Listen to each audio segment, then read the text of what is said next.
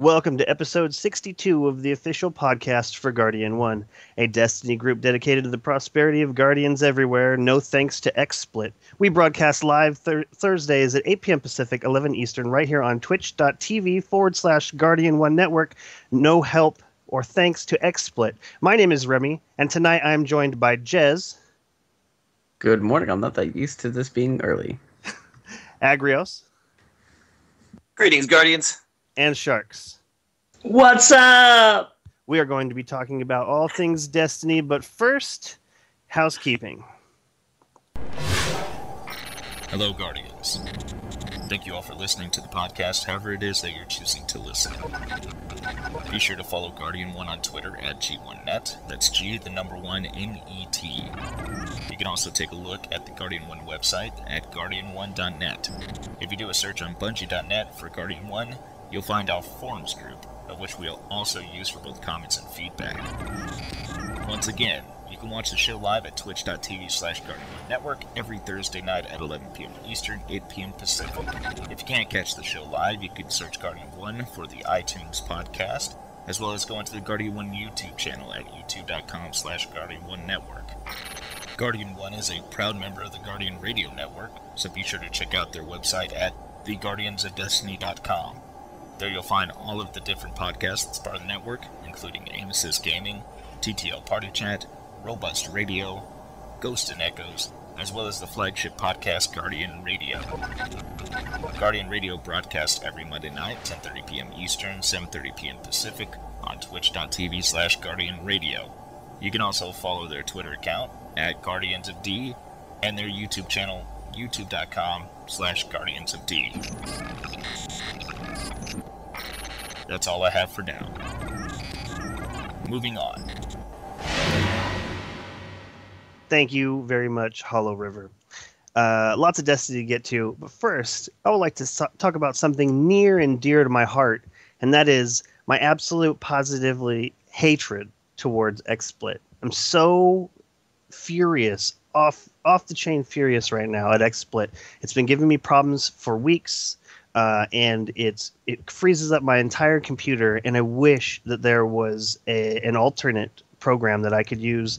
OBS did not have what I was looking for when I first started this podcast, and XSplit looked awesome, and it was $15 for every 3 months, and it sounded great. And for the longest time, it worked. It worked awesome. I love the interface. I love all of the things that they've done as far as when it works.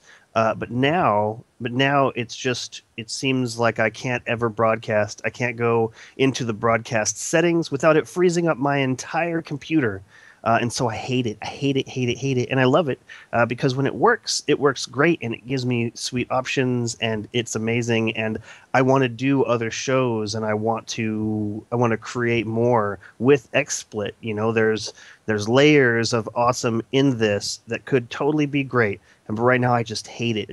And I want to use something else, anything else, because I love doing this podcast. But when I have to start, 40 minutes beforehand just to make sure that it's going to broadcast, it's a hair-pulling ordeal. And I don't know. It's just horrible. So now that I've given out my advertisement, there was our advertisement. Don't use XSplit because it sucks.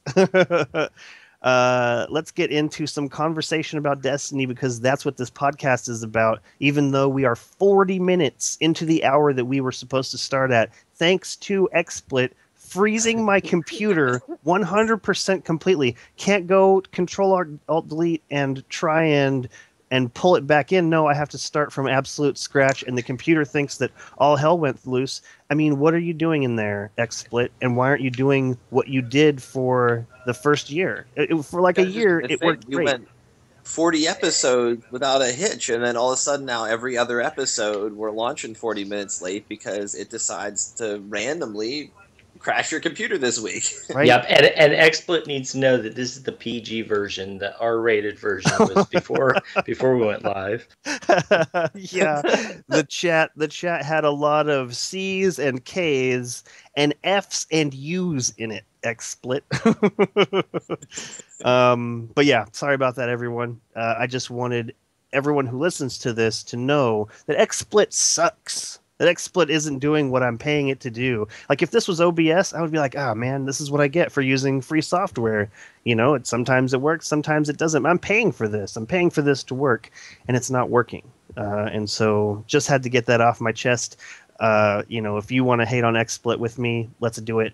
Because, I mean, it could just work. How about XSplit just works, and then I won't have to go on a tirade before I talk about Destiny, which is what we're here for. Let's talk about Destiny. I apologize for any future comments I have to say about XSplit, but I'm just so furious. 40 minutes late because this decides to not work and freeze up my entire computer. It's so frustrating. Agrios, okay. What do we got? Okay, well, earlier this week, Aim Assist Gaming teamed up with the Dames of Destiny to organize a 48-hour charity stream. They were raising money for the National Breast Cancer Foundation, whose mission is to provide help and inspire hope to those affected by breast cancer through early detection, education, and support services. It started on October 16th, and it started with Aim Assist's lineup, followed by the Dames of Destiny. And they gave away prizes, including T-shirts, strange coins, blacksmith shaders, keychains, and ultimately raised over $12,500 for the charity. So this is a great charity run there. Outstanding. Monday, Bungie gave us a warning not to complete the Nightfall until after the incoming patch at 10 a.m. Pacific. Those who waited were able to obtain slightly better rewards. Slightly. I personally, for one of my characters, instead of getting the 5 3 of coins I got last week, got 11 3 of coins. Continue. However, there was as a side note, I bring this up now, it seems topical. Someone did a very long 15-hour run. They set their timer or their alarm to go off every 10 minutes and did other things around their house as they sat outside Draxus and went and used the 3 of coins on Draxus every 10 minutes. Should be well beyond the whatever buffer Bungie put on there. And his came out to almost an average of exactly 5. Every 5 3 of coins will produce an exotic for you. His longest run in the whole string was 10 3 of coins without getting one, but then he had enough that were, 1, 2, or 3 apart to make up for that one easily. Excellent. I'm glad somebody in the community did this. Yes. I mean, this is just one data set. It is a very odd situation with the randomness and stuff, so results may vary, but for a 15-hour string, that's a pretty good data set. So an average of 5 is pretty decent, I'd say, based off that. Let's get back to this real quick, but I wanted to go down the line. So Agrios, you said you got 11 3 of coins. Jez, have you done a Nightfall this week? Yeah, I did. And would you say that you got better rewards? They would have been better if I weren't already at the point that I'm at. Okay. I got a couple legendary weapons, and one of them was a conspiracy theory D at 303. And that's the best I got. That's interesting. It's interesting that it almost seems like once you get raid ready, like once you've gone in and you've got your gear up from the raid, it almost seems like the Nightfalls become less endgame content and more like a scratcher ticket that you get from the store, like for $1. You're not going to win the $1 million from it. Well, they're kind of meant to be like the stepping stone just before raids.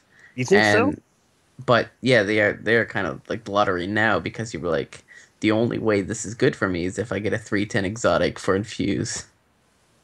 Interesting. Yeah, I always thought Nightfalls is more of totally in-game activity. It was just the in-game activity that rotated every week. I didn't used to perceive... I agree with you that that's where it sits now. But previously, in the previous expansions of Vanilla Destiny, I never really saw the Nightfall as a stepping stone to the raid.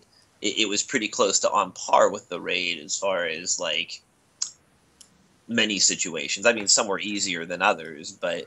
Well, but the yeah, raid stuff definitely in used to get you to GK. 300 or 331, whereas the Nightfall stuff always was that one level behind, just like vendor gear. Right.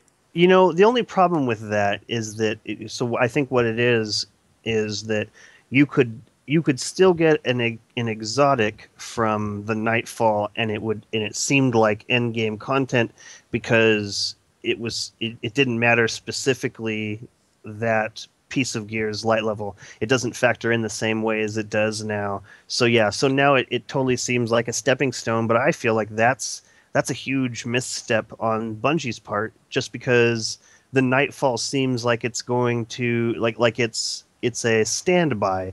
It's something that you can do every week. That's awesome. Like once you have all of the stuff out of the raid, you still do the Nightfalls because you can still get stuff out of it. And I mean, I did feel that the people complaining about the Iron Banner gear being only 280 was silly, because the idea is that you would get a piece of gear that you would want to infuse. You don't have another set of boots that have that second wind perk on them. So yeah, it's 280, but this wasn't supposed to move you up. This was supposed to, it was like a lateral almost. Yeah, except for that they kind of implied that it was end game content, and they've actually done that again, which I'm sure we'll get to when we get to it. But what did you get this week, Sharks? Or what are you getting right now, by the sounds of it? Yeah, what are you getting right now? No, I got a load of crap. All my characters are over 300, so if stuff doesn't drop over 300, it's just useless to me. So, and it was a load of crap. Yeah. I see. Yeah, I haven't hit 300 on anything. As a matter of fact, my very first 300 blue weapon dropped for me just this week. So I don't know. The raid and I aren't exactly on speaking terms right this second. Just because I people have already started grouping up, and they've already got friends who are waiting for them to play it with them, and so they've gotten rhythms down, that we will get to. But yeah, this week's Nightfall, I got, I don't even remember what I got, but I do remember it was awesome. Oh, it was a 303 Warlock Bond. That's what it was, and that was pretty sweet. Hey, that's not bad. Yeah, especially since you weren't 300 yet. Yeah, absolutely. So yeah, Agrios, why don't you continue with that 3 of coins? I read that post, and how cool is that for that guy to have gone through all of that just for that? I'm surprised that you haven't done something like that, Agrios. Because I think that you've done that. I just don't think that you've written it down and then posted to the internet about it. Yeah. No, I didn't exactly. I just know I didn't science it. Where they say the only difference between goofing around and science is writing it down. Yeah, I left the science out of the equation. That's funny. Okay, so continuing. So this Nightfall buff came from Destiny Hotfix 2.0.1.2, and it brought a number of urgent changes.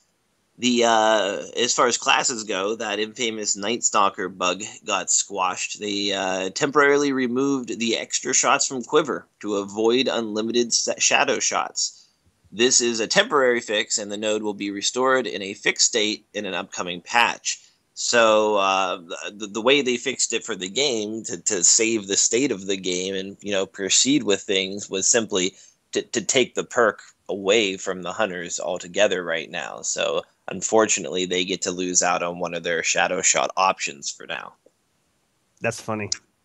That's funny. Good.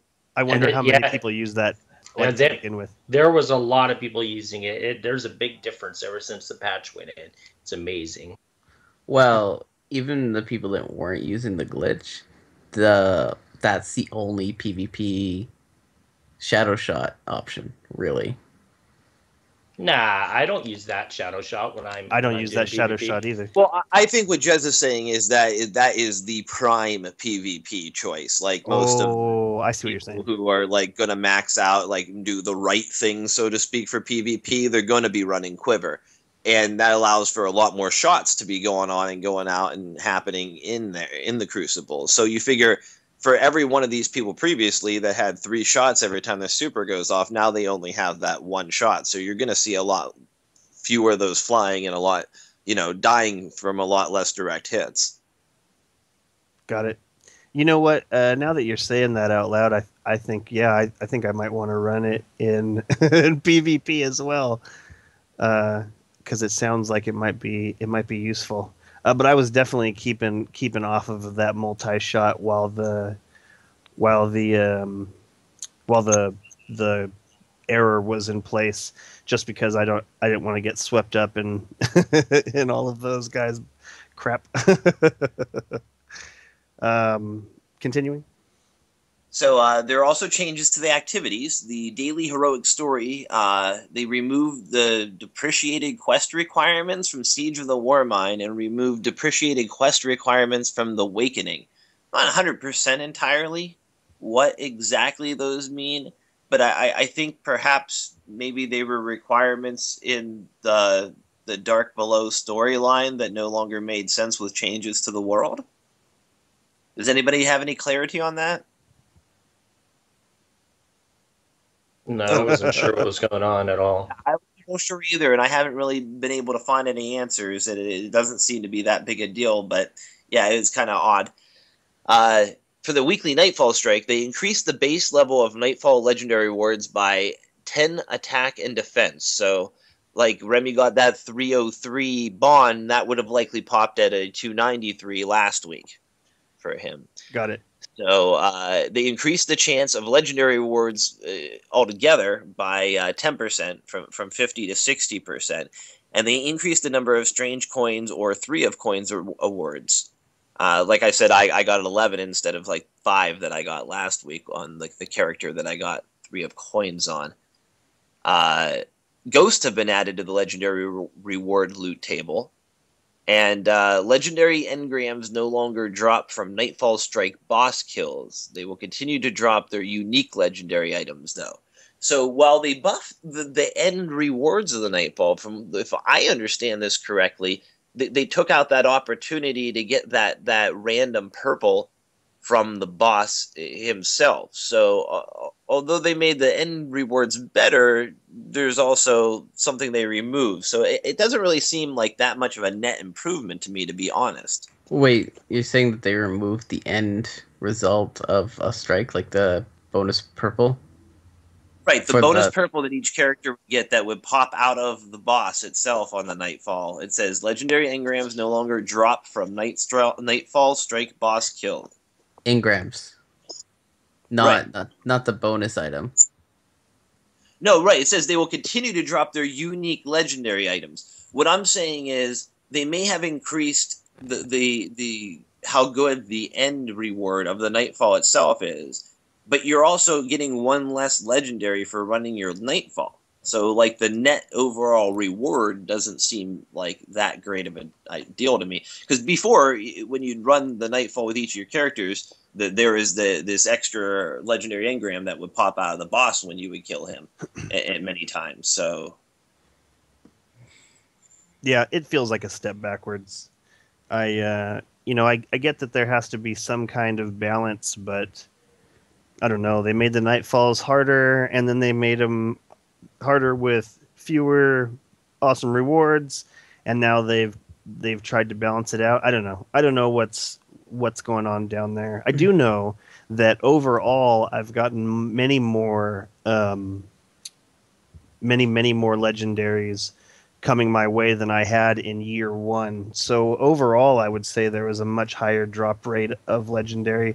But I don't know, it just feels like, to me, Nightfalls represent something that no matter what I'm going to be doing every week, and by making the raids the end game content, you're moving it from 3 people to 6 people. I don't know what the percentage is, but I'm certain that it's a lot easier for people to get 2 other people together than 5 other people together. So, I mean, and I guess if that's the way it's meant to be, but I'll tell you what, I'm not interested in the raid as far as rewards go. Light level, certainly I'm interested in chasing that, but as far as, let me put it this way, I'm not interested in any of the weapons and the gear. Like, I'm tired of bone looking gear.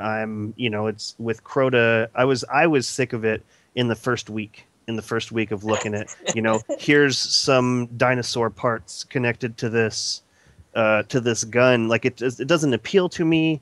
And I mean, they look cool. I don't want to knock the people who made it. It's cool looking gear, but I'm not interested in it. It doesn't appeal to me. I'm not interested in asymmetrical stuff. I want. Well, and a lot of the raid. I mean, I only have a couple pieces, but everybody I've even talked to, they all say the same thing, that the raid gear is really lackluster in what it does too. I mean, there are some perks that are kind of cool with them, but overall, I mean, there's other guns that kick their butts big time.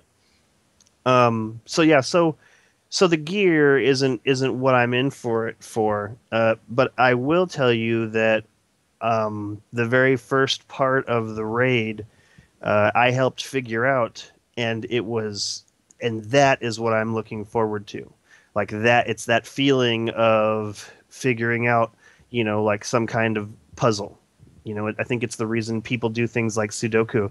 I love Sudoku. It's cool to try and figure out, what's going on in front of you. And so that was super rewarding.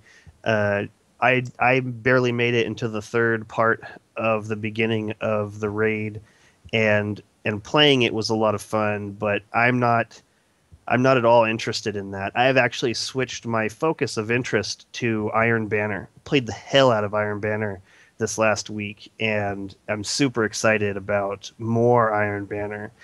I don't know. We got off track there. Agrios? Well, true story, though. This week I did the Nightfall like 10 or 15 times. Continue. Because there's an even more increased drop rate for that bonus item. And this week it was Scion Flares. Oh. So if you want your Hunter Cloak, go do it. So we should probably go. Later. Yeah, but I have a question. Do you have to do it on the Nightfall for it to be the up drop rate? Because it's just a normal drop. It's because I've done that particular strike a ton of times because I've been doing heroic strikes and whatnot. The way that it works is the higher light level required for it, the higher the drop rate. Like someone I know farmed it and got all 3 cloaks today. Wow. Yeah, we definitely got to work on that purple one later then, Sharks. So it just happens to be that one is raised on any version you go in? Well, the Nightfall is just higher drop rate, it seems. Okay. The Nightfall has a higher light requirement to get in. Like, it's 280 instead of 240 or whatever the Heroic Strike playlist is. So he's saying because of the raised light level, it has that much of an increased drop rate chance. And you also have the option to manually select it, so you don't have to worry about, well, this isn't the one I want, backing out. Fred Rock, this is the cloak that the Scion Flares are wearing. That one you might have seen in the tower that's like holographic looking over the head, and then it has these two trailing things for the hunter. It drops a solar, an arc, or a void version, so there's all 3 colors. Depending on which one you kill last. Yep. And it was funny because Agrios and I both wanted a different cloak color. He wanted the purple one, and I wanted the blue one. and so we were racing to kill the other person's first. Like I had to kill the void one before, and so it was funny because we both killed the other persons, and we ended up with the red one last. But to be honest, I didn't realize that Agrios still had a chance for that. I didn't realize that running it multiple times would give him an opportunity to have that. So when the red one dropped for him, it was funny. Continuing. Continuing, one other thing they removed from the reward table were the antiquated runes that would get you the tier 3 bosses on the Court of Oryx missions. Those were a reward of much contention because the way a lot of people looked at it was instead of getting a actual tangible Nightfall reward, your reward was a chance to fight another boss that was as hard as a Nightfall boss and gave you less than Nightfall tier rewards. So not only were you guaranteed to get a less than Nightfall tier reward, but you had to fight another Nightfall tier boss to get that less than Nightfall tier reward. And he had to do it with more than 3 people. This is true, So, unless you were really badass. Yeah, I've taken on the tier 3 boss a bunch of times with only 3 people there, and if you have a team that knows what they're doing, it's not too difficult. Also, it depends on the role. Depends on the role? Yeah, of who you get, right? No, each week is its own. The tier 3 is set each week. It resets it each Tuesday. Shows how much I've spent in the Court of Oryx. Everything else is a random roll, like the tier 2 boss sets and stuff. Those are all random rolls. Got it.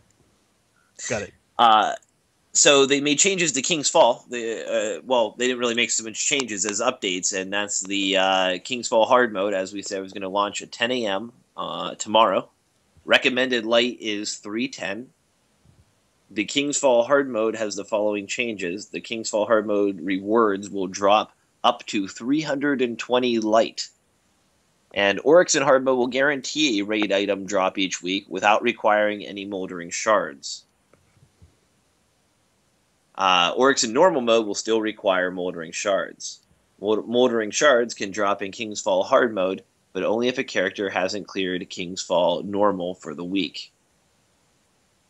In the Crucible, there were changes made to the weekly Crucible bounty. They increased the base level of the weekly Crucible bounty legendary rewards by 10 attacks, similar to how they changed the Nightfall rewards. They increased the number of strange coins awarded, and ghosts have been added to the legendary reward loot table. They tell us that the next big update, 2.0.2, will arrive in November before Thanksgiving, following the return of the Trials of Osiris on Friday, October 30th. Several of the developers had things to share about what is coming up in the Crucible in that update. Design lead Lars Bakken discusses the Iron Banner rewards, or rather lack thereof. He says, last week it was clear to us that you were frustrated by the Iron Banner reward drops, and rightly so. It turns out that when we started digging into the issue, we uncovered a bug that affected how legendary drops happen throughout the Crucible, including Iron Banner. Once the final details are locked, we'll be sure to share them with you. Senior designer Andrew Weldon talks to us about our Crucible bounties. We're going to be addressing some bounties that are too hard to complete, demand too much carnage at once, or put too much requirement on other players. Our goal is that most daily Crucible bounties can be knocked out within a handful of matches. Weekly bounties and larger scoped event bounties should require some more commitment and in some cases a little extra muscle to accomplish. Senior designer Leif Johansson elaborates on the changes coming to the Crucible Forged quest line, which unlocks your weekly Crucible bounties. In hindsight, it felt really freaking long. Like glacially long. The rewards weren't good enough for the effort, and only awarding progress on winning in certain steps led to frustration and quitting. Going forward, the quest line will be shorter.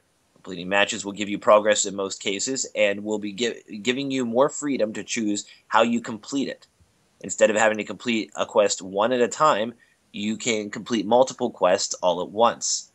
This should enable you to progress through many steps at once, and you should have an easier time pairing up with friends to finish it. So a lot of changes there. If you remember previously, they made it so that you only had to complete this quest line on one character to unlock your weekly Crucible bounties for all your characters. Before that, you had to actually do it on every single character. Have you guys all completed this quest line on any characters at all yet? And what do you think about all this? Sharks. No, I haven't. I Where are you at? I don't know. I'm not done with it yet. I think I'm on the. It's on my warlock that I'm the furthest along, and I'm on solar kills now. So yeah, I've got a ways to go. Kills from the gunsmith myself. You're on what, Agrios? Pulse rifle kills from the gunsmith. Like basically, this quest sends you around talking to every possible person you can conceive of in the tower, and they all give you a crucible quest step or many crucible quest steps. You go from each of the faction people to Lord Shax to his robot quartermaster, and they all tell you to go win 3 matches some certain way or something in the Crucible. Right now, I've been talking to the gunsmith. He just sent me to get 6 auto rifle kills and win the match 3 different times. Now I'm doing 6 pulse rifle kills and win the match 3 different times. And it goes so on and so forth for, like he said, a glacially long time. Crazy. I'm nowhere near. Do you guys know what one of the first steps are? Because I'd probably recognize it from that. I think the very, very first step is that Shax tells you to go get some number of kills while your team has more than one control zone in control. Oh yeah, I'm on that step. I'm on the step after that. Okay, he tells you to do a couple things like that. And then you end up, like I say, going around talking to everybody who ends up giving you a different clump. Go play Rift. Go win 5 Crucible matches where you got over 1,200 points. Go be the top of the leaderboard. Go, do this and that and the other thing. Like each of the faction people tell you to go win a certain number of matches in each of the Crucible types they represent. So each represents 2 Crucible types. So for each faction, you have to go win whatever 3 matches in 2 different Crucible types. So right there, that's 6 times 3. No, wait a minute. It's not 3. It's 2 matches. Not 3. 2 matches. It's 2 matches. Yeah. Okay, 2 matches then. Well, either way, that's still a lot of wins right there. Just winning all the Crucible types twice at least. What about you, Jez? Have you gotten very far into this quest line, or are you not interested? I have to do Rift. It's like the 5th step, I think. Now, is this something that you've been trying to get at, or is this just in the course of your playing have completed it? Because I did that on one of the steps. I just happened to play the correct amount of whatever it was, and then it said, "Oh, Shax would like to talk to you," and I'm like, "Oh, great! Coach wants to tell me to take some laps, or do the electric chair." I wish I could see exactly where I was working on it, but basically it was just like do control, or I was doing like a lot of the single player stuff, like the single non-team required stuff, and then it's like control, and it was Iron Banner, so I did that, and then it got to Rift. I'm like, well, I'm gonna just do Iron Banner, and then I haven't been back. I see. So it's kind of a little bit of trying and also getting to a point where I'm completing what I didn't want to do in a mode I didn't want to do, so I might as well do it. That makes sense. Do you not like Rift then? I just don't play it enough to have won 2 games. Well, jump on with me and I'll take you through. Oh, I'll tell you why I was annoyed by it, because it was like, I think this is the same one. It's like, do the daily. I did it. Now win the daily. I do that.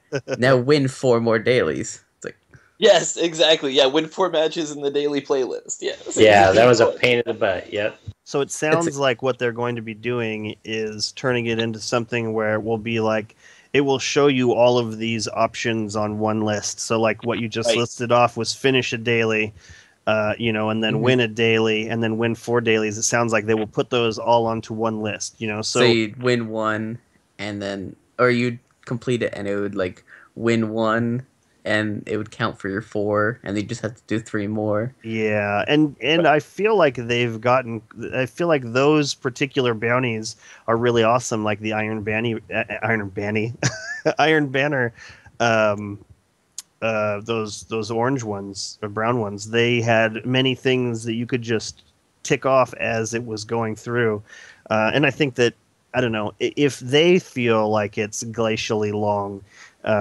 It's got to be pretty bad. But I mean, I don't know. I know a lot of people who've completed it. Like they just went through and they said it was long and not very rewarding, but they did it. Well, the end reward, to be clear to everyone, is like you mentioned those brown weekly Iron Banner bounties. Well, what this quest line ultimately unlocks is weekly bounties that are similar to those at shacks for the regular Crucible. And completing those is going to give you a Nightfall tier reward each week. Wow. So once you've completed So this you quest mean line on one 11 character, coins? yes. So once you've completed this quest line on one character, all of your characters will have access to these weekly quest line bounties. So that's 3 more Nightfall tier rewards a week for your account once you've completed this quest line once. Sharks, I need you to go into the settings of your Skype and untick the option for microphone settings that says something along the lines of will alter the amount of input. And then just set it there, because when you come in, you're coming in really hot, and then it normalizes out. And so if we could just get it normal, then that will help everyone listening and their eardrums and their speakers. So let me know when you got that, and we'll do like a little sound check for you, and then we'll play a couple of songs, and then we'll start the concert. Sound good? Yep.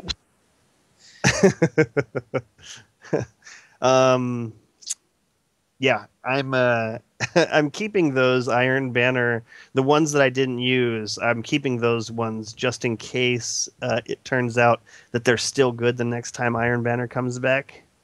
Okay, wait, they're still good right now, or you're saying ones you haven't completed yet? Yeah, correct. Okay, they will always be good. They don't go away. And any that you've completed and didn't turn into Lord Saladin, you can still just redeem them as normal for the marks and everything like that. Oh, well, that's cool. That's really cool. Are we talking about Iron Banner yet, or do you have more stuff you need to bring up on it? No, we if we want to talk about Iron Banner, we can definitely. Now is the time to talk about anything Crucible related. Man, okay. So I loved this Iron Banner. I loved it. I loved it. I loved it. I loved it. I don't know why. A lot of people on Twitter, I'm following a nice chunk of the Destiny community, and a lot of people were furious and fed up with Iron Banner this week, or this time around, and I absolutely loved it. And I got to level 5 on both hunters, on the Xbox and PlayStation, and I bought everything he had. I bought the pulse rifle, I bought the sidearm. It was crunch time style playing. Like I haven't played that my hands hurt in a long time, and I had just a ton of fun. I love control for some reason. There's just a lot of, I feel like there's a lot more strategy required, but not as much strategy as Rift requires. Like I feel like Rift is easier to put down once all 6 of your teammate is swarmed onto that one guy with the Rift. It's something else. But I think that there's, I don't know. I bought the boots because the boots are going to be cool. I bought that wolf helmet, and I'm going to tell you right now, my plan is to get level 5 on all 6 of my characters next time Iron Banner comes around, because I feel like I know how it works now. And the only thing that I had a problem with out of all of the bounties was getting to the top of the board. And somehow I did it on the Xbox 360, but I could not do it on the PlayStation. And so that bounty is just sitting on my character with every other thing filled out except for top of the leaderboard. I'm just not that style of player. I'm just not the go out and try and kill more. Like, I feel like there's 2 battles going on. There's your team versus the other team, and then there's everybody on your team is trying to get as many kills as they can. And I mean, I feel like that's cool. If we're not going off of who's going to be top of the leaderboard, then I love being on those teams because, yeah, Agrios, Sharks, you want to run out in front and kill everybody, and I'll stay back and pick off everyone and cover the flank and the rear. Like, that's cool. Like, that's teamwork. But in order to in order to outshoot Agrios, like I would actually need the ability to team kill him. You know, like, no, Agrios, you know, like, oops, I shot you accidentally. These 3 kills are mine. You know? And that's not cool, you know, but seriously, you know, Sharks is at the leaderboard, top of the leaderboard. Agrios is at the top of the leaderboard. They're fighting amongst each other, you know, like Sharks. The most common thing I hear Sharks say in PvP is, hey, you took my kill. And that's funny. That's funny. I just never, I was never to that point in PvP. I'm still not to that point, but now I have to finish this bounty.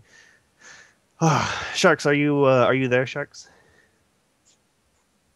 I think he turned it off all the way. Okay, so now, unless he muted up, we lost Sharks. Well, no, he's still here. It says he's still here. Nothing in the chat. All right, Sharks, if you can hear us, it's not working.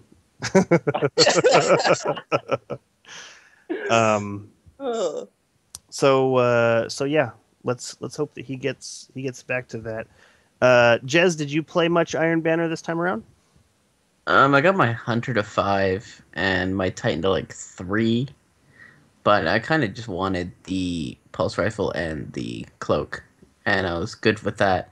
I also found that if you turn in one of those weekly bounties on the last day, it's pretty much an entire rank. Yeah, 1,756 experience or something like that, and each rank is 24. Like, it's nuts. Just the regular bounties that I think you're supposed to get 125 points for gives you 756. Just like that. Boom. Just right off.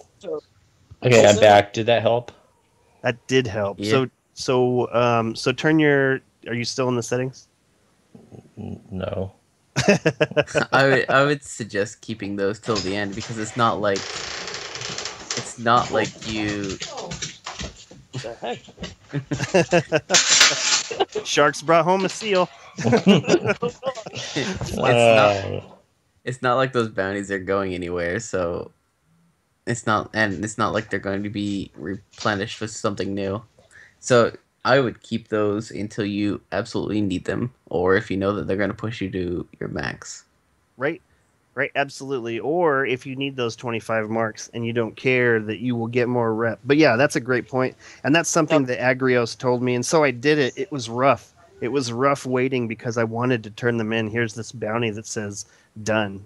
And I kept them till the very end. And it was like, whoosh, the levels just flew by. So that's my plan. That's my plan for this next time around is to get as many as possible. I still have mine. I haven't even turned them in. I don't have room for the legendary marks, so...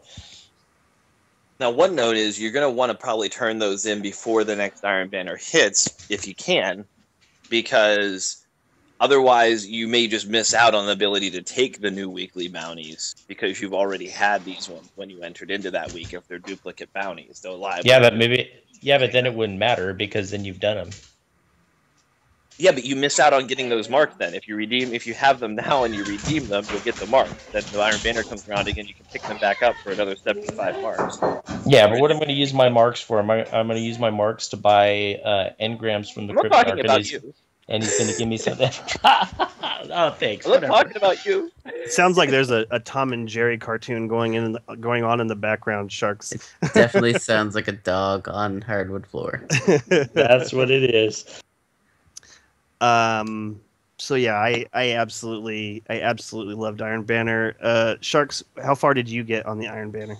I got to rank 5 on all 3 characters. And you just bought everything that there was there? No, actually, Gurufu was telling me that I was an idiot not spending my marks. I grind just so I could get guns and stuff to drop for me. I did end up buying Titan boots, and I think that was it. But everything else I had dropped. I was grinding for 12 hours the last day just so I could get the gun. And you got it? Yeah, it finally dropped like an hour before the end of the day. What was your roll on it? I don't remember. It wasn't spectacular, but what was nice about it is it didn't have third eye, and I just wanted something in replacement of third eye, because I don't find that super Are you serious? key. Yeah, Are you serious? yeah. Well, see, but I like Your playstyle. the PlayStation. I mean, I like the playlist where there's no radar at all. I love that kind of stuff. So I don't really need the third eye that much. Man, I Yeah. can't Wait. believe that. What's that? I think we should ask, what's your secondary of choice? My sniper. Oh, sniper. That's surprising. I was expecting a shotgun with that. No, sentence. I hate shotguns. I hate shotguns. Yeah, I can't believe that third eye is not that big of a deal to you. Like that is it for me. You know, a weapon has third eye, then I can use it. I don't like not being able to see the radar at all points in time, which is one of the reasons why I'm just stuck on hunters. You know, I was talking to Agrios this weekend, and I said to him, man, I think I need to come out on the show this weekend. And he was like, what? And I said, I'm a hunter, you know, like I'm a hunter. I haven't touched my Titan. And my Warlock on both systems have about almost halfway on their subclass, their new subclass done. And the hunter on both of my things have been done since, you know, second week, no later than that. And it's partially due to, well, number one, being able to go invisible still with the Night Stalker, and then the enhanced radar, and the fact that I can mark enemies. Like, this is insanity. And then coupled that with my knucklehead radar, it's amazing. It's amazing, and I can't not have that knowledge of what's going on around me. It drives me batty. Nightfall this week was crazy. Having Chafe there was like, you know, it actually changed my whole play style. I felt myself not even caring about what was going on around me and just rushing through, which I guess supports, you know, you and Agrios going out there and into the front. What do you think about Third Eye, Agrios? Is it important to you? It depends on the type of guns I'm running. If I'm running something that's ultimately more up close, like the Zalo Supercell is a more CQC weapon, I wouldn't care. Not that it can roll a third eye, but I mean, I wouldn't care about a third eye on a weapon like that. I'm probably running a shotgun and playing up in the face of the enemy if I'm running something like that.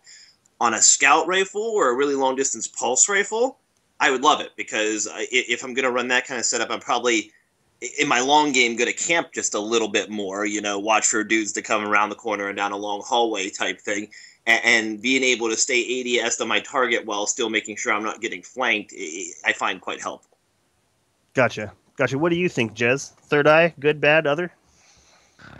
Depends on what I'm doing. I actually spend a lot of my time aimed down sights, so it's great for me, but it also is taking up a perk that could possibly be something better. So it just depends on what it rolls. It's not a negative, I find, but it is definitely better than something like Grenader. So what would be better in your estimation? Like, if you were interested in that pulse rifle and you could have exchanged anything for that third eye, what would it have been? To be honest, I'm not sure what else can go in that slot. Here, I can tell you what I've got. So on mine, I have increased reload speed when the weapon's empty, and missing a shot from this weapon first will fire a fourth shot. It's actually pretty good. It's way better than third eye in my opinion, even though that's not like the best rolls. I don't know. I want the body shots increase precision damage, or firing the rounds missing equals the missing a round fires a fourth shot. Either one of those plus counterbalance on a pulse rifle, ideally. That's what I'd be looking for. Yeah, I'd probably go with something like spray and play, because like just looking at Nerwin's Mercy, the only things I can roll are Third Eye, Spray and Play, Last Resort, Army of One, Glass Half Full, Grenader, and Feeding Frenzy. So some of them aren't that great. Feeding Frenzy is probably a better thing just for fast reloads. Okay, I want to I want to ask you guys this question, and I will start with myself. So, what perk on a piece of gear on a weapon will make you just delete it? Because for me, as soon as I find out that the weapon has using your super reloads the magazine, I just delete that, no matter what it is. That is a piece of crap gun because hey, I could just hit the X button, and then you know what?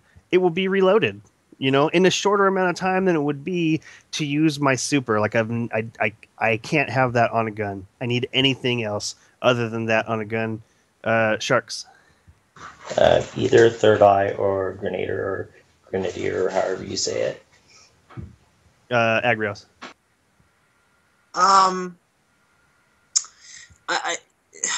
It depends on what the gun's for.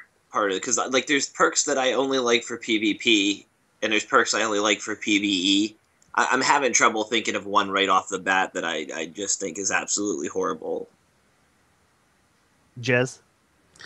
I'm looking for the name of it, but definitely the perk that if you're the last one standing. Oh yeah, has better accuracy. Yeah, that would be ranking up there as one of mine. Or you know what? Replenish. You have a chance to refill this magazine when the super is cast. Oh, yeah, that's the one I was talking about. I like that. That's the one. That's the top of my list for sure.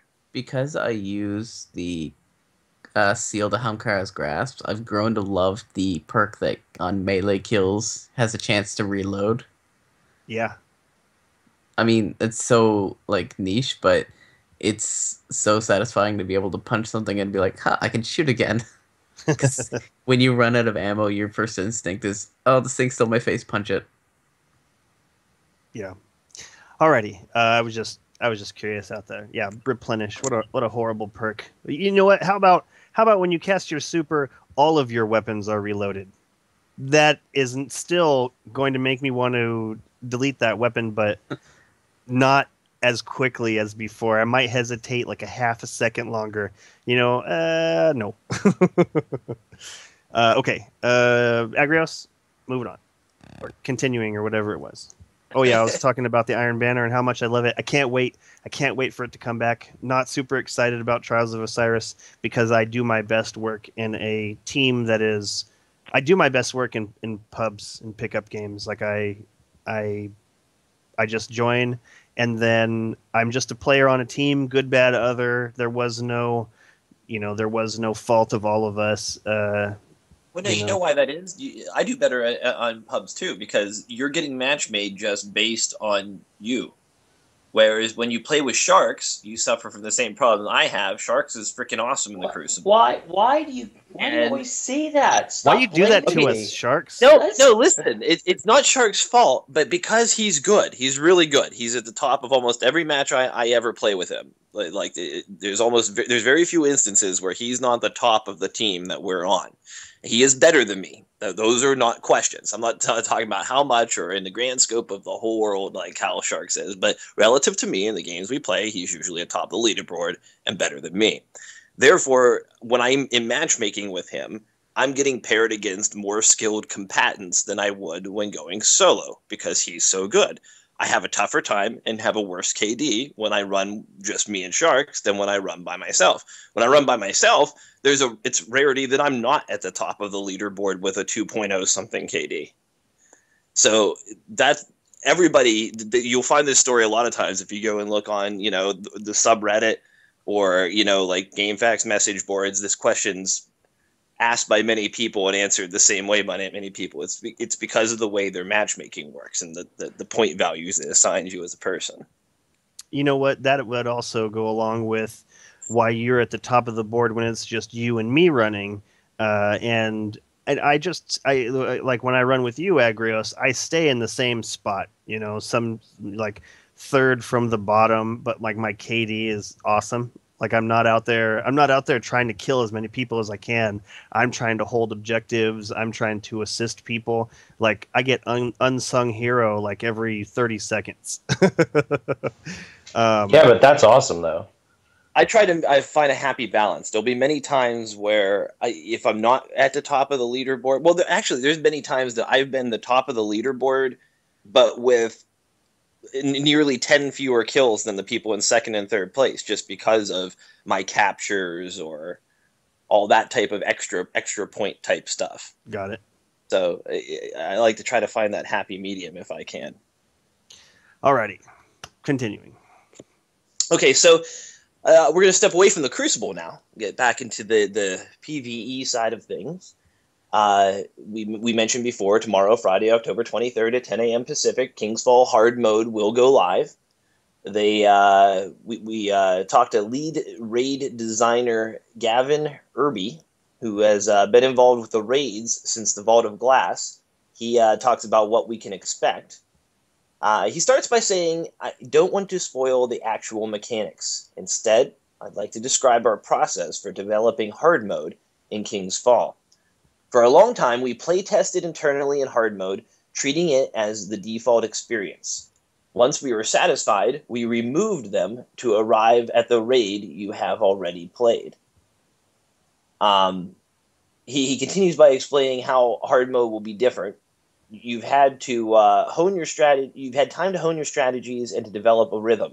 Some of you might even be able to do it backwards, blindfolded, or upside down. Hard mode is going to upset that rhythm. We're going to give you one more plate to spin and make you think on your feet. Bungie assures us they will be watching on Twitch and offers advice if you are competing for World's First. Your raid activity is only complete once you vacate the destination. Kill Oryx and get out of there. Celebratory dancing could rob you of your glory. There's one thing he probably should have also said. Make sure it says mission cleared. Okay, so yeah, make sure it says mission cleared. Because otherwise you might leave and it'd be like, you're not done yet. You need that mission accomplished banner to drop in the background. Yeah, exactly. You know, I wasn't certain what he was talking about there, but now the way that you framed it, it was clearly in reference to your total time in clearing it. Right. So and if the team, I imagine the way he talks about this. I imagine last time for World First, some other team contended they actually got World First, or that they should have been higher on the list of World First, but because they dicked around dancing and stuff like that, like actually extended their time out and weren't considered for it. right, and that would suck. Continuing. So continuing, next Bungie addresses the Postmaster, more affectionately known as KD 5530. They say, we're taking a moment to remind you that if you ask Katie to hang on to more than 20 items, she'll throw them away. Now that Eververse trading is on the scene, loot overflow could lead to serious trouble. So I imagine this is referring to if people buy more emotes than they have room for and then proceed to get gear after that, their excess emotes are going to get bumped out into the nether before they pick them up from the Postmaster. I'm speculating, but that's Okay. what it sounds like they're talking about. Okay, I think, and this is my tinfoil hat wearing self who made those Dear Bungie videos talking, this sounds like something else, because once you unlock one of those dances, it stays unlocked for you and all of your characters. So even if it got bumped out... Wait. When you say unlock it, but when does it unlock? Does it unlock when it's in your inventory from the kiosk? So what if you have bought more emotes than your one character standing at the kiosk has room for, and it's waiting at the Postmaster? Has it unlocked in the kiosk that can share them yet? No, I mean, you can go right up to Tess Everest, and you can get it from her. Like, I bought all my emotes on the Hunter. I don't know. Yeah, I bought all my emotes for my Hunter, and then on my Titan and my Warlock, I can just walk right up to her, and it says take right there. So they can't be talking about those emotes. They have to be talking about something else. Well, wait. What about this? Somebody already has their bank full, and they're like, "I want to buy all the emotes Tess has to offer," and they buy enough silver to do so, and they start going click, click, click, click, click, click, click, click, and buy them all, and then they realize that all the overflow went to the postmaster and deleted all the items that they had waiting in the postmaster, like exotics and such, to pick up. Well, yeah, that makes sense. Maybe that's what they're talking about, because there's people out there who are like, "Oh, I just want all the emotes. I'm just going to go buy them all at once," not remembering that their character doesn't have room to hold all of them at once. Okay, I could see that. I could definitely see that. And that makes me take my tinfoil hat off. Because what I was thinking was that they would be introducing either more of something else. You know, like maybe there's going to too. like I can't wait for them to sell other things. You know, Agrios. Have you bought anything yet, Agrios? Or are you still holding on to that silver as if it's the only $4 you're ever going to have? No, I'm still holding on. Like I said, I'm not I'm not as excited as some people are about the emote situation. And not only that, if they end up releasing more emotes, all the people who got free silver will have already spent it, and then I'll buy one out of the second wave of emotes, and it'll be more rare. Because I'm not really interested in dumping money into like cosmetics like that. It's just not really my style. I'm happy with what I have, and I don't use my emotes enough to need more, and those ones don't like really express more than I already can express, and I'm happy with it. So River and Fred are both right. River says Tess is our emote kiosk, and Fred says, "Isn't there a kiosk for our emotes?" Yes, it is. It is over by the jukebox, right. And so you can also pick it up from there. So, or yeah, you can pick them up and back again at Tess, because I haven't bought any yet. I knew there. Yeah, and if I'm not wrong on that, because I was watching somebody go through and look at that stuff, I think you can actually take like the hunter emotes and put it on the warlock and whatnot, so you can actually mismatch all of them. you know what? Have I hope requirements that say you have to be a hunter to use that. Yeah, you can put them on your hunter, but they can't equip them. Oh, right. Okay. I did the same thing with. I did the same thing with shaders. The shader. Yeah. Shaders they should unlock. It's dumb that those are class specific. Let me put them on different ones. But yeah, but that's the same thing with the stupid exotics that are class specific. That drives me insane. The guns. You know, I don't mind that. I don't mind that so much, and I don't know why. The shaders, though, I mean, whatever. Right? What is it? Sulfur Burnish? That's like my favorite new one. That and Electric Aquarius. Both of those are excellent shaders, which I would love to be able to share with each other. Like that Sulfur Burnish would look great on a hunter. It looks awesome on a Titan, but it would look great on a hunter. Yeah, I was surprised that the shaders were class specific, and I kind of felt like that was an unnecessary restriction. Yeah. Oh well, what can you do? Yep.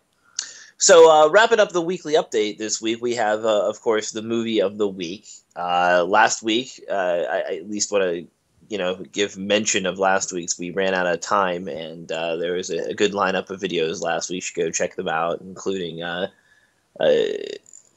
video from Lady Desiree, the great piano song from Destiny, and some other stuff. So go check out those videos. This week we had an array of videos of people using supers or dealing with supers creatively. The first video is a fairly amusing one-on-one where a Sparrow Rider encounters someone who's popped their Hammer of Soul, and using the left and right strafing abilities, manages to dodge the hammers and gets himself the "Let us never speak of this again" medal. All right, watch this for everybody at home. Here it is right here, and it is. That's awesome. That's awesome. I watched that quite a few times and thought, man, that guy must have felt so stupid. So many Kindergartians are unaware that Sparrows could even be used in the Crucible, being that the map's First Light and Bastion have been out of normal rotation for so long, and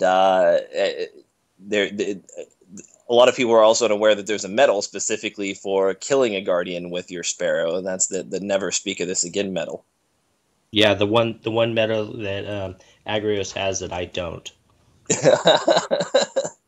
That's funny. I've killed a number of guardians with my sparrow. It's quite fun. But also the next video is a Stormcaller earning the 7th column medal, and this is worth watching if you're not a big PvP player. This is worth watching for you. If you're not an awesome PvP player, this is worth watching for you. Just for the entertainment value of the match narrator, as he goes on this Stormcaller super killing streak. Okay, so I've never seen this. I've never seen this because I'm not this much of a badass. And I watched this so many times because it's super entertaining. And I'm just going to play it right now because I didn't know that this is the way it worked. But after each kill that you get in this chain, the announcer just gets like more and more amped until finally at the very end here, just watch it. It's so worth watching. You're in the lead.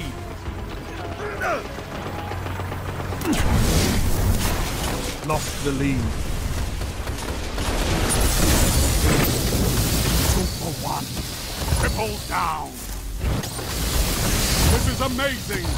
I can't believe what I'm seeing. Phenomenal. 7 columns. Your legend grows. Somebody stop me. I had never, like I said, I'm not that much of a badass, but he gets so excited, and then he does that mask. 7th column. That was so good. I watched it so many times just because it's exciting.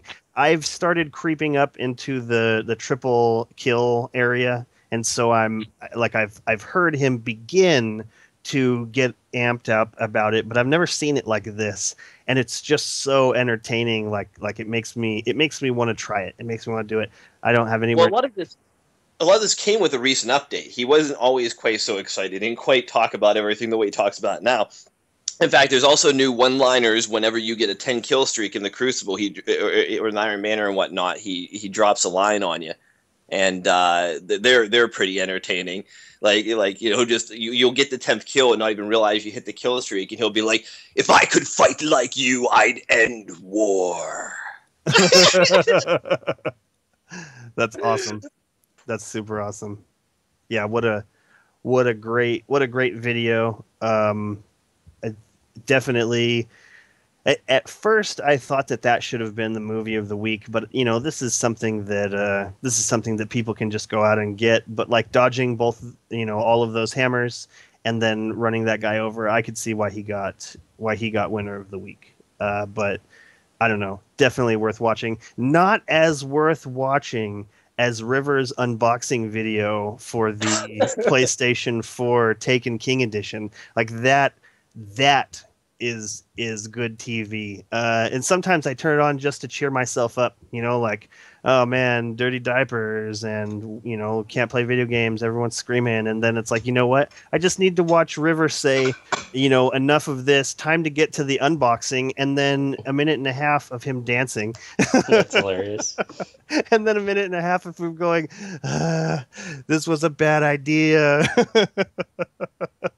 So definitely watch that. I meant to bring it up on the show last week because I didn't see it until the week before where he wasn't on, and I wanted to say that was amazing because the dancing was great. I didn't expect the dancing, and thank you for that, River. That was awesome. All right, next. And then the third video this week is a master Bubble Bro going super hunting. And his use of suppression grenades and his own use of his own bubble are very ingenuitive, and I highly recommend watching this too. I have to agree. I can see the pleasure in this super hunting because I found a new love this week is when I started playing more Crucible for the first time with my Hunter in the Iron Banner, because I've been focusing on my Warlock in TTK and slowly getting my Titan and my Hunter up to speed too. And in Mayhem Clash, I found it very, very fun just going around shutting down supers with my Night Stalker bow. Also, last week in Rumble, Mayhem Rumble, too, at the end of the week, I was doing it with that, too. And I know the Hammer brothers that played with me in Mayhem Rumble had to have hated me because every time, it was the one instance in the game that when I hear that anvil tunk hit, I don't run the other way. I get excited and run right toward it because I have a nice little bow waiting for that Hammer brother, and I shut every single one of them down. They had to have all hated me. Man, that is such fun, and it's so amazing for that to be, because you're totally right. Like, you hear that clang, and then you got to find that person. I don't run it's directly straight out like you do. I kind of kind of do a lateral movement where I'm looking for him and I'm seeking him out, but I don't want to just I don't want I don't even want him to get a kill after that ting happens. I got to be there quick enough to prevent him from even killing someone else in Rumble. That's my goal. That's how big a dick I am, I guess. Well, it's difficult, like in these pickup games. Like, I don't know if it's someone on my team until I see the kill feed show up. Like if you were playing in a group full of your friends, then you would be able to say, "Oh, it was just like the other day. I was like, oh no, I heard the hammer," and then whoever it was I was playing with was like, "No, that's me. Don't worry about it." Continuing. So earlier this week, we had another one of our secrets be unveiled. So spoilers a bit. There was a quest line. If you had completed the secret quest in the daily the last time it was up, you got a quest involving Future War Cult from Lakshmi, requiring you to pledge to Future War Cult if you weren't, in order to continue the quest. And it ultimately ended up in a new exotic being awarded. This was the No Time to Explain exotic, which is basically the exotic version of the Stranger's Rifle that we all received upon completing, the last mission of Vanilla Destiny. It has a better perk. It does have a better perk. It's got a much better perk. It's got a perk on it that would make me absolutely positively want to get it. Like, I'm going to be seeking this out after the lackluster exotics that have been showing up. I said to myself, I don't specifically need this one. I've been working this out, but then Agrios threw his on, and it said every round goes back to the chamber, like instantly, right? What exactly does it say, Jez? Do you have it in front of you? I have it. I could. Because how it's phrased is like, oh yes, must use precision this. hits are immediately returned to the magazine. Right, immediately return to the magazine. Yeah. Like, that's awesome. I want like in the Nightfall this week, and you're looking at those two giant cyclopses that you have to kill in that room on the way up to the flares. You can just sit there and point at their eyeball, and you hold the trigger and it doesn't stop. That's so awesome. It's also great for tanks and for everything that has a crit spot that's really easy to hit. And Golgoroth and tanking Golgoroth. Stream of death. Excellent. I want it bad. I think the next step is defeating a certain endgame content bad guy. Is there another step after that, or is that it? Yeah, that's it. There's more after.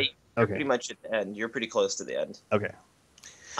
Now, there's an interesting list on the subreddit by Dr. Sugarballs. It is observations, things he learned while going after No Time to Explain. I have to admit, I picked this list just so I could say his name on the radio.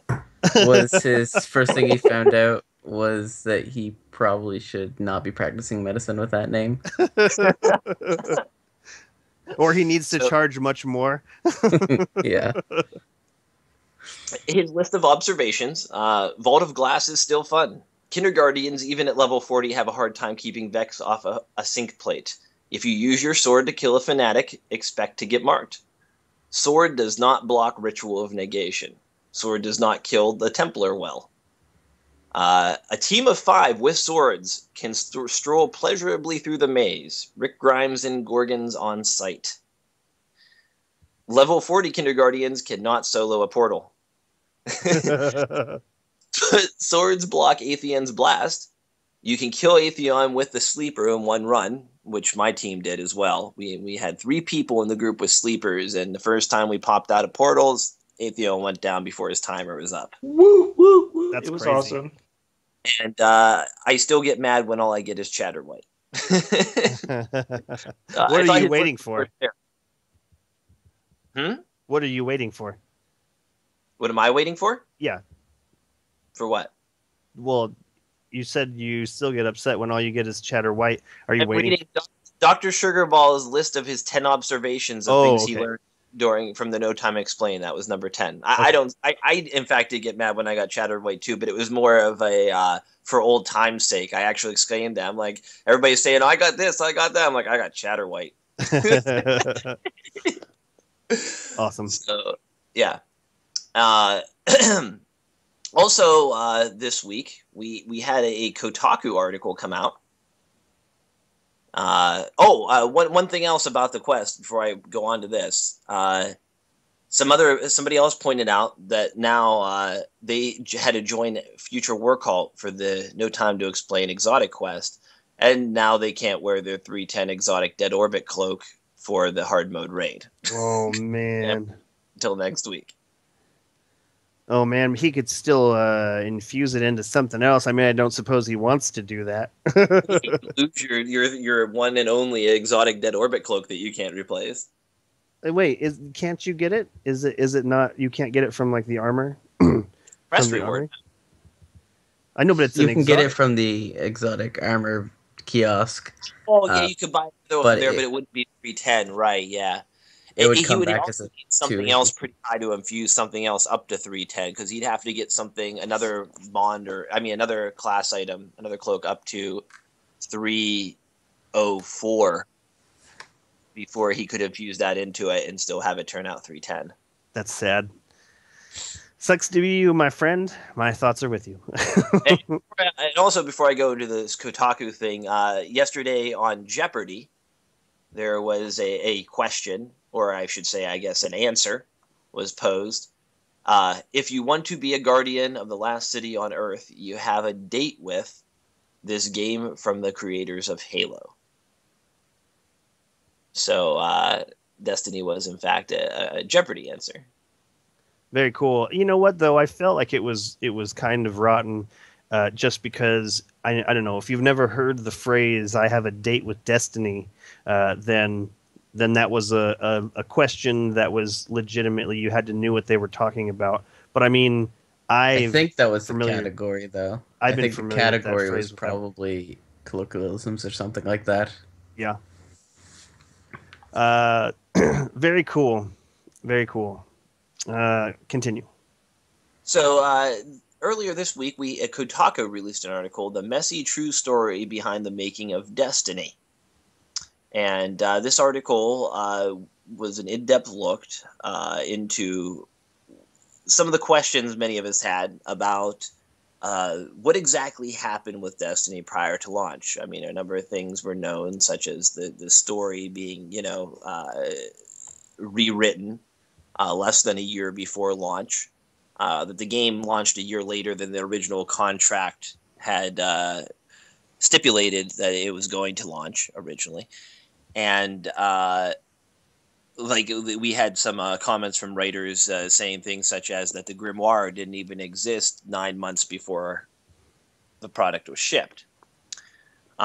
So one of the Kotaku writers managed to interview several developers and people involved with the development of Destiny. So-called developed or so-called involved. Okay, right. As far as from my own perspective, the author is fairly reputable in what they do. This isn't exactly a no-name author who did this. And he took pretty in-depth testimony from 6 individuals that were allegedly involved with Bungie. Obviously, they had to remain anonymous due to contractual obligations and non-disclosure agreements and job security and such. And there's a lot of interesting claims made throughout. Many make sense. Some things are even potentially, verifiable, or if Bungie would want to refute them, clearly, could be easily refuted if Bungie chose to. So it's going to be interesting to see what, if any, response Bungie has to many of the allegations within this article. It's a good read either way. It makes you think about some different things if you're interested intimately in Destiny, and I highly recommend everybody goes and gives it a read just to contemplate, if nothing else. What did you guys think about it? Sharks, did you read it? Yeah, I did. It's actually it's a really, really good article, and I would recommend it to anybody. I mean, we have all had discussions about why things have gone the way they have in this game, and this really does answer a lot of them, so definitely go and read it. Jez, did you read it? No, because I kind of thought it was another one of those clickbaity articles. Okay. It's always been Not just clickbait. I don't know. It's kind of how every Destiny article that's negative is always like, oh, the story was scrapped moments before it was released. You know what? The title itself is more damning and clickbaity than the article. Let me put it that way. That's like why the article didn't even need the clickbait, because the article's got lots of good, interesting read in it, and lots of interesting perspective. I'm sure much of which is true. I mean, to someone maybe who's more casually acquainted with Destiny, they may not see as many tie-ins as people like us, but I'm sure like when you're reading through it with the level you're acquainted with Destiny, Jez, like, you go way back. You've heard Deej talk about Charlemagne's Vault and things like that early on, and then, not a peep for a really long time on such stuff like that. So a lot of little details that we know about things like that line up to a lot of the claims made by those interviewed in this article. And I can see what you're saying about the clickbaitness. Like, when I think about the name of the article, like, I went in expecting exactly what you said about it being somebody pissed off and riffing on Destiny, but that's not at all what the article turned out to be. And it could have stood to have a better title, but you never know, an editor gets involved in that and such sometimes. Okay, so my take on this is that what we're looking at here are people who wanted to talk about this, but they didn't want to lose their jobs or get sued into oblivion. And when you don't put your name on something like this, there's no way to verify this stuff. So while Agrios feels that this is a journalist who's got some kind of integrity to him, I don't buy this for two reasons, or at least I don't buy a large portion of it for two reasons. Okay, so first, one of the things that they said in that article was that at some point in the development, there was this supercut made of the story and how the cutscenes are going to flow and this and I believe that this part is true. This is what they did. But it says that Jason Jones plus other higher up managers did not like the way it was so linear and did not like, basically the way it turned out.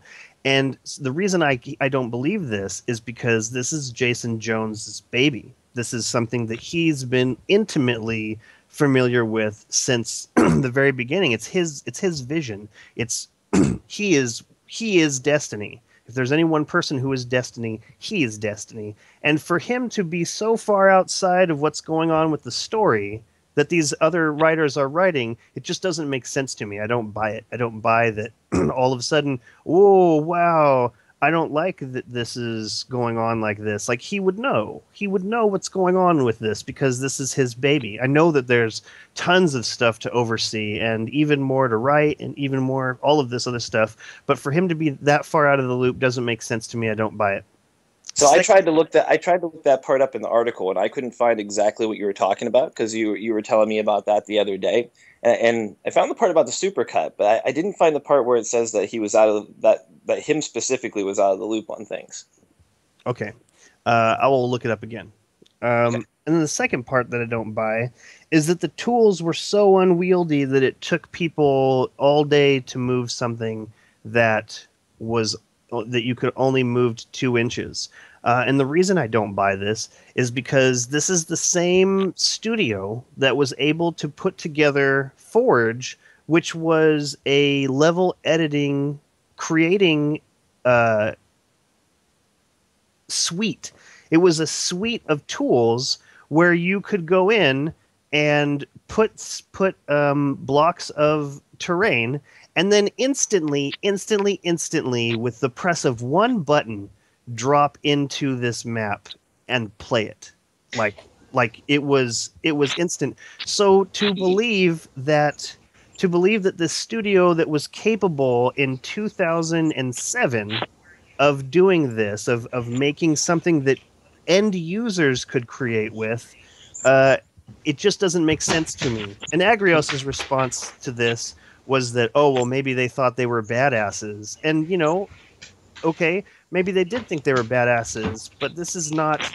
Yeah, but you have to take something else into consideration, too, is that when they left Microsoft and started doing it on their own again, they may have changed all the way that they go and make the game. Absolutely. Use all new software. Well, when you change software like that, and the reason I know is because I used to do 3D animation, it's very, very different from program to program. So it may have been really hard on them to do that at first. Okay, so I agree that it's totally different, and River says that that's a single console, not 4. But I'm not thinking that when they were building some of this stuff, they were worried about how it was going to port to these different engines. Like they've got a system for creating content, and it does not make sense for. I mean, at this point, if at any one point in time you are having to throw an entire day away to move an object 2 inches, you need to start from scratch way before you've reached this point. Like, I just right. But here's the thing: if decisions were made not to start from scratch and keep going forward, and more money were thrown into it, eventually, I think you're in a make it work situation. We don't have that much money to put down to build another engine. We can't delay the game for another 5 to 7 years while we develop a completely different engine from scratch than the one we spent the last 5 to 7 years since we made Halo and turned it over to 343 building. Yeah, you also have to take something else into consideration when they're building stuff, and they're doing it in different sections. When they put that all together, they come up with all kinds of problems. And easiest way for outsiders that have never done it to really see is Halo actually put out a video that they were doing the making of Halo just before E3. And they ran into some huge problems that they had to rework. And there would be no way for them to restart from scratch. So it does take a long time with certain things. I don't know. I don't think that it's that far out there to say that they had a problem just moving something a really small amount. Okay, so I'm pissed off at myself right now because I had planned to look at some videos, but there was a point in the development of Destiny where they showed the Grognok world builder that they were using, and they showed just how quickly and easy it was to iterate on absolutely every facet of creating maps. And then there was that I believe it was the GDC discussion where that guy showed how they could iterate many different helmets with different. Okay. Could this be the difference? Let me speculate something here. The process could be different. Okay, so he talked about how long it took to load in an environment effectively to work on. And then he said, if you just want to move something 2 inches, this is all you have to go through. But they didn't elaborate further and to say, well, while you're there moving that thing 2 inches, you could change that entire environment. You could move everything on that board 2 inches. You could create a whole new mountain there, build a spaceship in it, all while you're doing that. And you could build those things all real quickly and then save it, but then it saves overnight. But if you only want to move a rock 2 inches, you still have to go through that entire whole process, the same process you go through to be able to change the whole level in the same amount of time. So basically, you could change an entire level or move something 2 inches. Either way, it took you the same amount of time because you had to do all the loading in and loading out. But while you were there, you could alter everything real fluidly and awesomely and artistically real super quick while you're in there working, like when you move that 2 inches. Yeah, I don't know.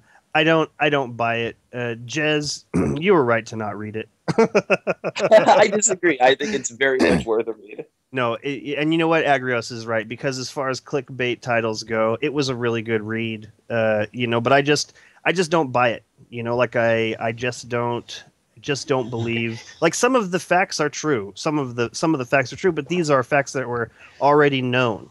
But that's how you should think with all articles. It doesn't matter if it's one that the guy's not coming out and telling you who the people are, or if it's somebody that's coming out straight and said, I interviewed this person, Facts are always skewed. So you got to take all of this with a grain of salt. I mean, I don't sit there and think that article is 100% true, but obviously I think it's a lot of it makes sense, and it wouldn't surprise me if a lot of it is true.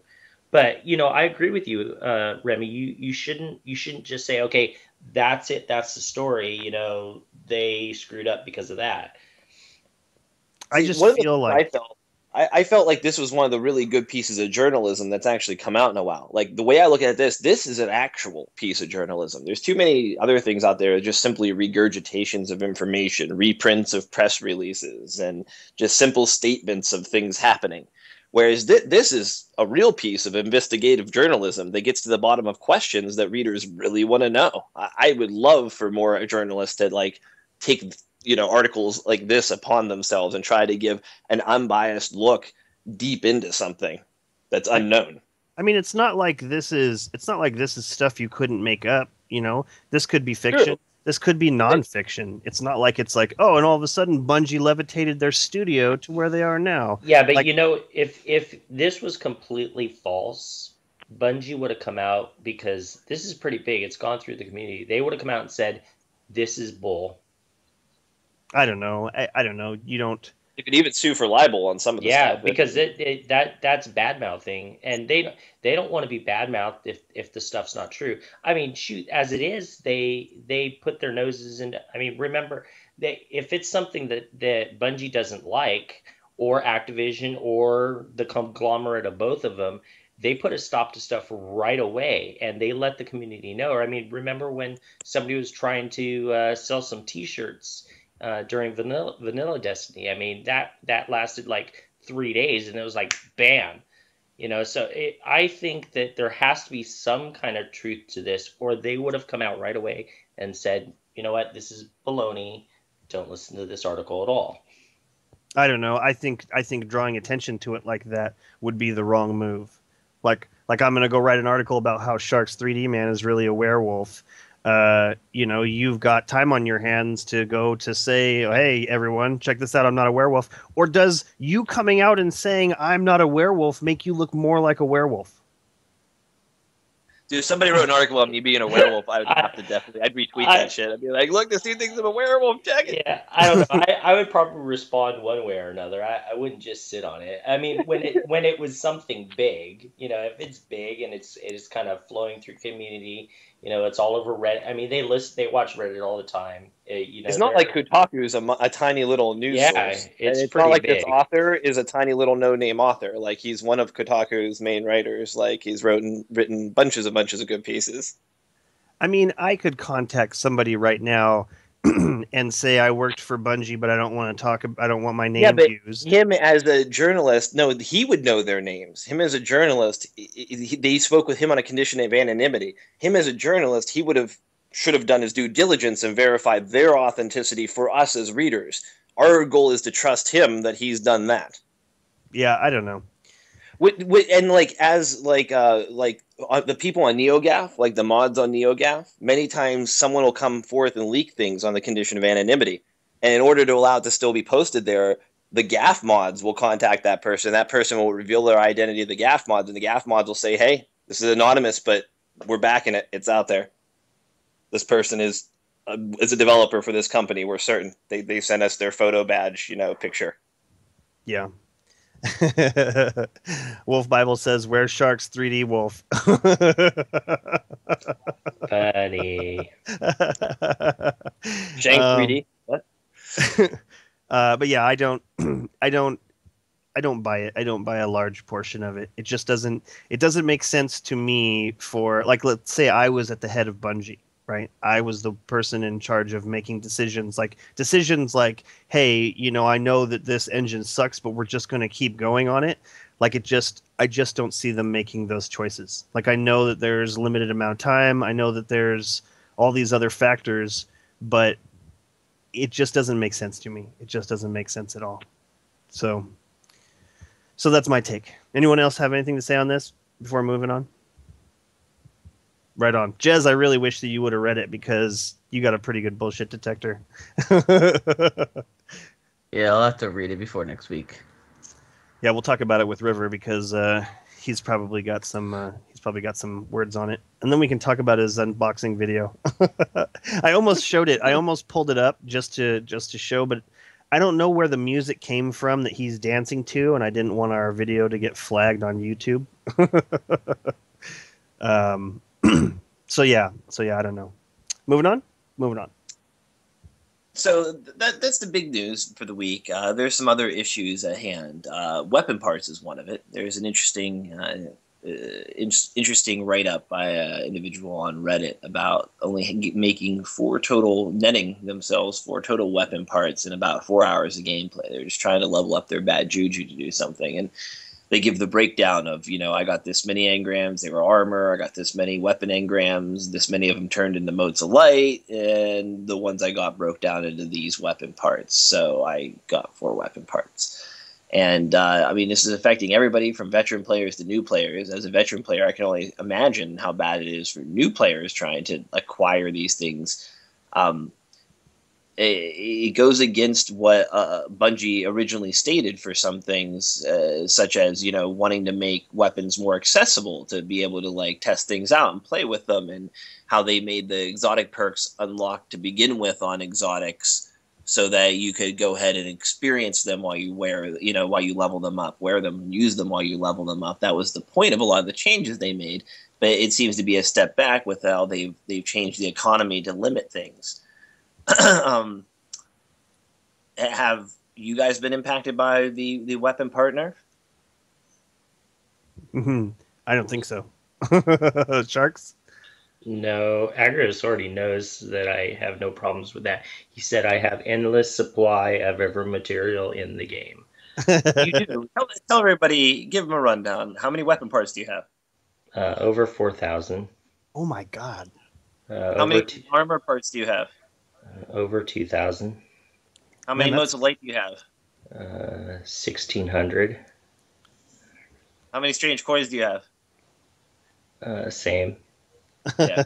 Oh my god, 1,600 strange coins. He's going to continue to acquire these faster than he's ever going to spend them. So he has an infinite supply of all materials.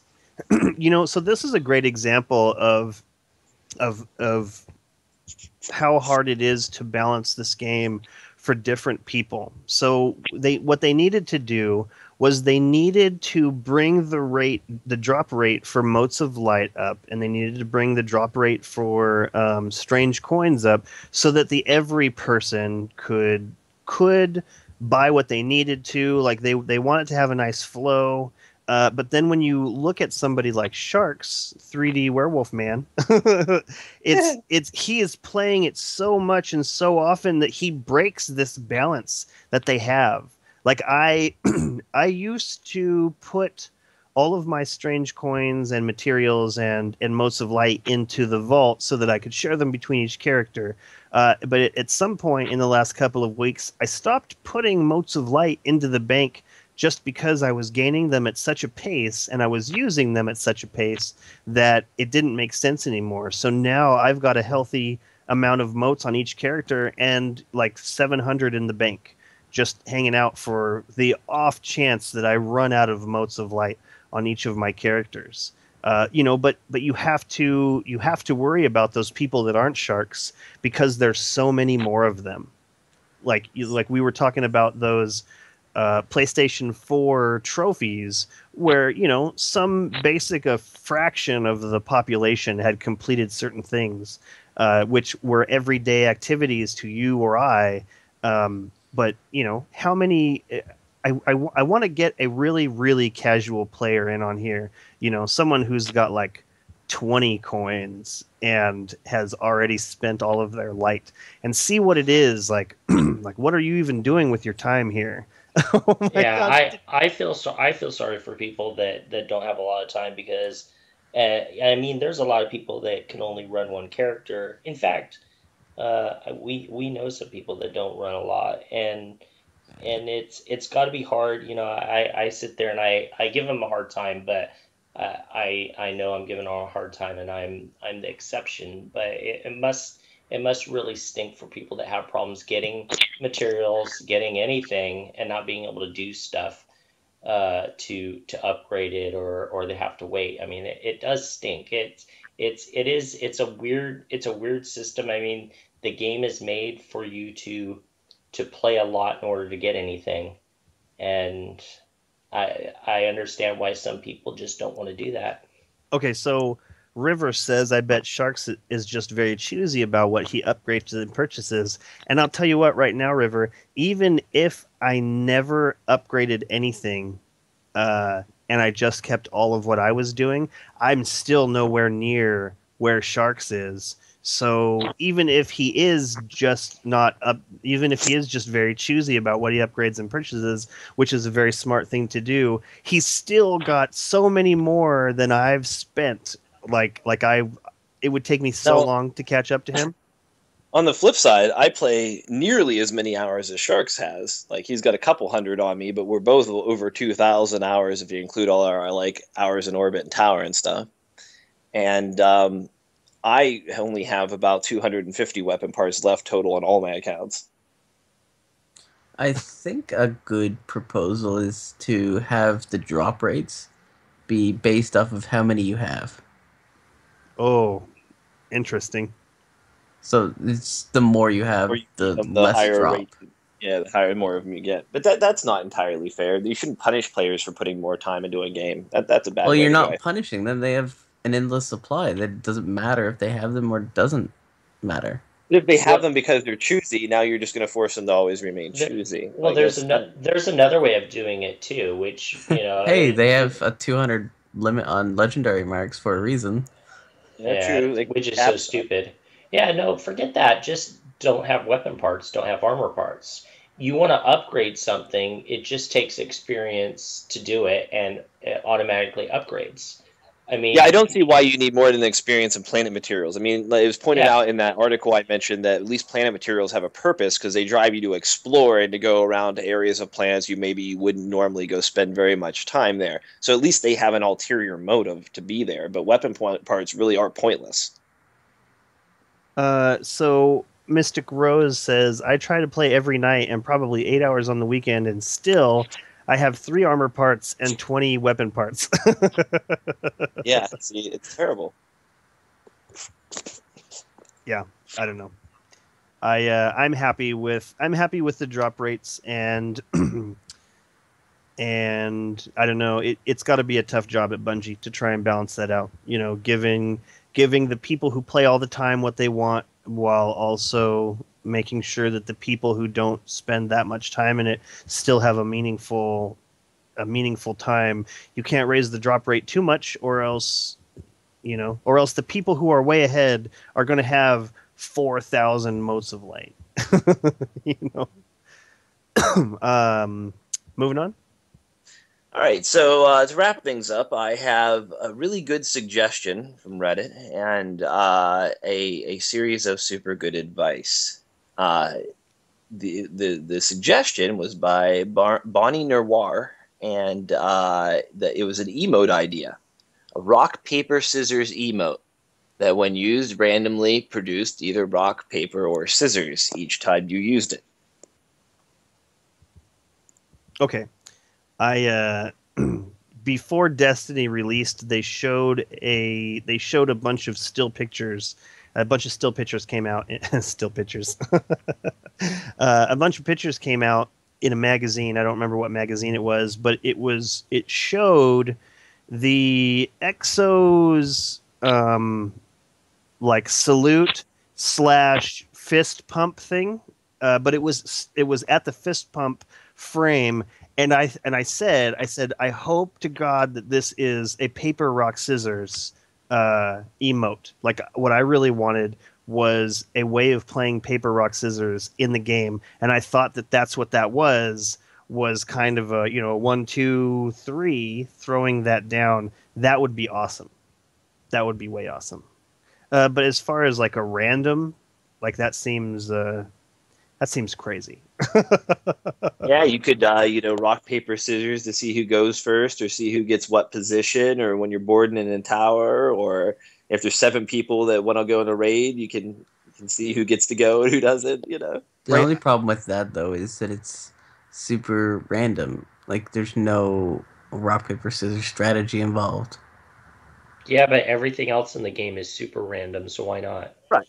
Well, this could be randomized. This could be behind one of those. I don't remember who brought it up, but they were talking about using the D-pad for like hitting up, and then once you hit up, then you choose another direction, so that would give you more emotes that you could do.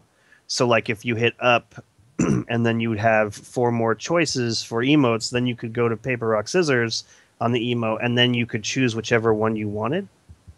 Like You would have to make sure you timed it really well with your friend. You both have to hit the emote that you're doing at the same time or whatever. What if it locked on to another person, like how when you dance, like it dances with the person that you're pointing at. So what if you said, so-and-so paper, rock, scissors with so-and-so, and then you choose whichever one you're going to do, and then they don't go until the other person that you've locked on selects another paper, rock, scissors. That would be cool. I've put a lot of thought into this. I really want paper, rock, scissors in Destiny. I don't know why. I don't know why I want it so bad. What else you got? So some super good advice. Some things that people may not realize. The scent and the death chests in the Dreadnought will reset each week. So, like, there's a chest, for instance, that you can find that there's a number of ways to open it. You can, put on your armor all the way, and you can pop a Titan bubble over it with Armor of Light, or you can use other supers that provide defensive abilities. Or if you have a teammate, you can simply just go die right in front of the chest and have them revive you and open the chest. Or there's a little mini game by the Court of Oryx, and if you figure out what to do with things, you can get in there and get the chest without getting hurt by the buff that's there. But that chest refills every week for you. So each week at reset, you can go back to get that chest. And there's 2 different ones. There's the scent chest and the death chest. You can look it up on the Reddit if you need further guides to specifically get to those. That sounds cool. I wasn't certain how you were supposed to get to that. I come across it a couple of times and I died every time. Well, we'll have to make that a weekly ritual. You, I, and Sharks can go get these 2 chests and help each other make sure we get them correctly. Right. What drops out of them? Anything good? Cadmium flakes, calcified fragments if you've never opened them, engrams, stuff. Got it. Excellent. Moving on. We had the daily mission recently was Last Rites. That's the stealth mission where you sneak through everybody. Near the end, when you drop down into Crota's final lair, and you're in the water that you drop down into from right where the second chest would normally be in the raid, you can see out in the distance the 2 Death Singers preparing Crota's essence for the next world. And at that point in the game is the only place where you can get the Grimoires card for killing them currently. It's not an easy process. You have to make sure you don't blow your stealth cover, or you automatically lose the level and lose your progress in trying to snipe down one of these Death Singers. They do have a lot of life. and they will take a while to snipe down. And you basically have to shoot once, and you have to stay all the way back in the water room, shoot once, and wait for your stealth to be fully charged back up before you fire again. And it'll take a while, but you can kill both of them there. Also, when you go to kill them, even though you're in the third person because you're in stealth mode and have to just aim with your crosshairs that are in the middle of your screen instead of using your scopes and whatnot, if you put on your sniper and you put on your longest range scope, it will greatly increase your damage when you ADS and shoot with it.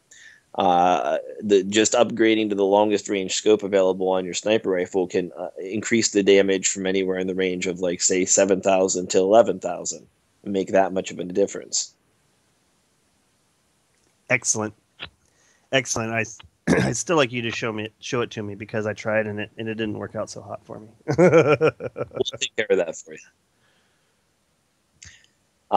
Next thing on the list, and you can shoot supers if you need to. You can shoot supers out of the air. You can shoot hammers being thrown at you out of the air before they get to you and strike you. If you're caught by a Night Stalker's bow tether, and you're not currently under fire by the enemy, such as, like, you get shot by the bow and caught by the tether and are still alive but shotgun blast the hunter and kill it, you can turn around and shoot the ball in the center of the tether to escape quicker. Very cool.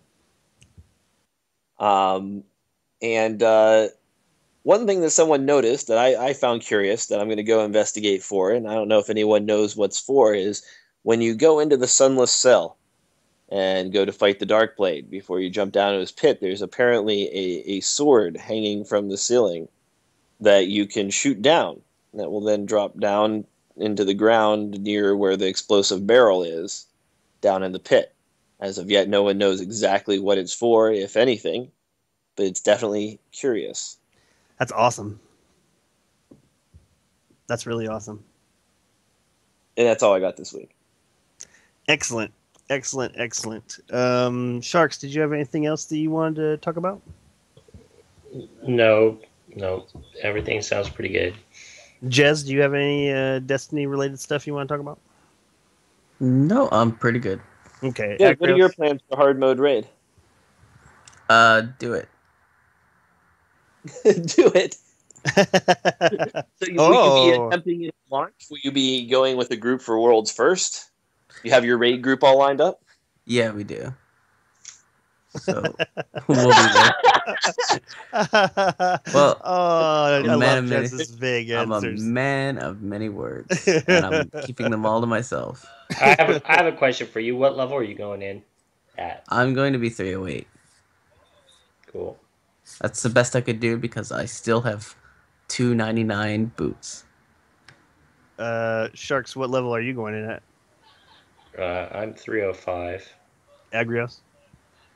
I'm only 299 at the moment, but I plan on raiding tonight and getting my 310 artifact finally, and popping all those exotics I have in weight.